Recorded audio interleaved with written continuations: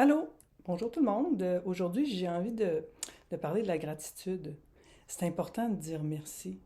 Pas juste parce que c'est poli, mais parce que ça crée une dynamique différente dans les relations. Euh, Surtout, ça change notre focus. Le cerveau humain, il y a des biais. On a entendu parler, puis on entend récemment plus parler, peut-être depuis la pandémie, des biais cognitifs. On a tendance à porter beaucoup plus attention à ce qui est dangereux, ce qui va pas bien, ce qui répond pas à nos besoins, parce que c'est ça qu'il faut corriger. C'est ça qui nous met en danger. Qu'on porte attention à ce qui va bien. Ce qui fait que la balance, ça devient déséquilibrée.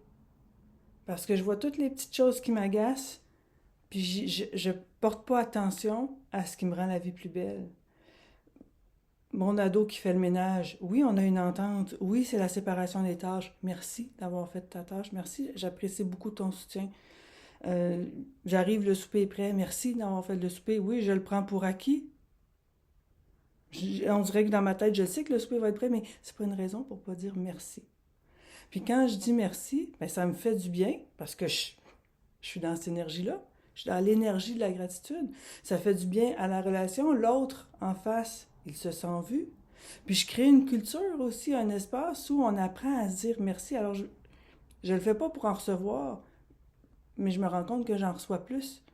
Je reçois des merci spontanés, sans avoir à demander, parce que on crée ça dans nos relations. Puis c'est important de se le rappeler, parce que quand ça va mal, quand c'est difficile, on se rend pas compte qu'on est en train de focusser beaucoup, beaucoup, beaucoup, beaucoup sur tout ce qui va pas bien, la petite chose, puis l'autre petite chose, puis l'autre petite chose, puis là, ça devient comme une accumulation qui nous entraîne vers le bas. Fait qu'avoir des pratiques de gratitude pour soi-même, hey, me dire moi-même, hey, merci Jacinthe, merci pour ce que tu fais, merci de tous les efforts que tu mets pour avoir des belles relations, ou pour prendre soin de ta maison, ou pour te déployer dans le monde. Tu sais, se remercier soi-même. Merci de me, je me remercie de me donner du temps. Merci d'être capable de mettre de l'air dans ton horaire. Merci d'être capable de... je me dis merci de m'accueillir. Dire, regarder dehors puis avoir de la gratitude pour les choses extérieures, peut-être. J'ai un toit sur la tête, j'ai de la nourriture dans le frigo. Hey, merci, je suis tellement choyée. Avoir de la gratitude pour ces choses simples qu'on prend pour acquis, mais qui ne sont pas acquises à tout le monde. La gratitude pour les relations qu'on a, puis la gratitude pour les autres qui en font partie.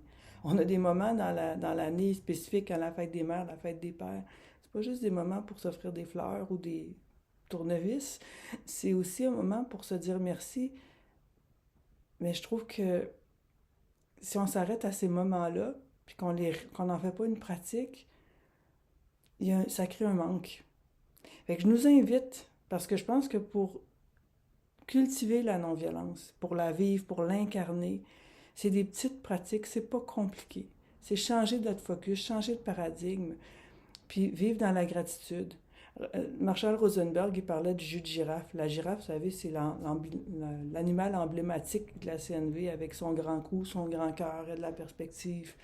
Ben pour lui, les moments de gratitude, les moments où on s'arrête pour se dire hey, wow, je trouve ça tellement fantastique ce que tu apportes dans ma vie, c'est du jus de girafe, c'est l'énergie pour continuer à avancer dans ce qui est plus difficile.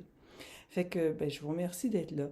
Je vous remercie de m'écouter. Je remercie ceux et celles qui font des commentaires. J'aime ça. Je trouve ça le fun d'interagir, de partager.